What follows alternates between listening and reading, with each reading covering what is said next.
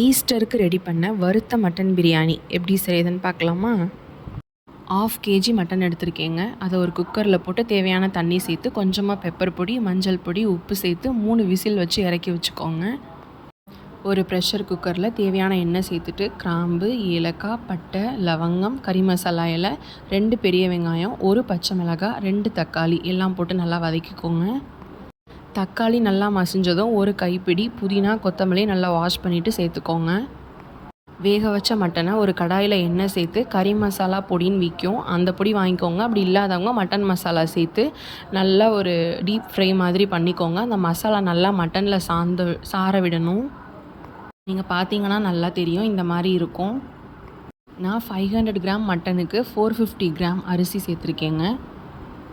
பாஸ்மதி அரிசி 1 டம்ளருக்கு 1.5 டம்ளர் தண்ணின்ற பங்கில் நான் தண்ணி சேர்த்துருக்கேன். தண்ணி சேர்க்கும் போது மட்டனை வேக வச்ச தண்ணியை எடுத்துக்கோங்க. ஸோ அந்த ரேஷியோவையும் சேர்த்து தண்ணி சேர்த்துக்கோங்க. அவ்வளோதான். அரிசி அதில் போட்டு கொஞ்சமாக லெமன் புழிஞ்சு விட்டு 3 விசில் விட்டு இறக்க வேண்டியதுதான். கண்டிப்பாக இந்த பிரியாணி ட்ரை பண்ணுங்கள். டேஸ்ட்டு அல்டிமேட்டாக இருந்ததுங்க. ஃபுல்லாக காலி பண்ணிட்டாங்க. சிக்கன் கிரேவி பண்ணியிருந்தேங்க, நல்ல காம்போவாக இருந்துச்சு. உங்கள் வீட்டில் ஈஸ்டருக்கு என்ன பண்ணீங்க எனக்கு கமெண்ட்டில் சொல்லுங்கள். இஞ்சி பூண்டு பேஸ்ட் அரைக்கும் போது கொஞ்சமாக சின்ன வெங்காயம் சேர்த்து அரைச்சி பாருங்கள். டேஸ்ட் அல்டிமேட்டாக இருக்கும். ட்ரை பண்ணிவிட்டு எப்படி இருந்ததுன்னு சொல்லுங்கள்.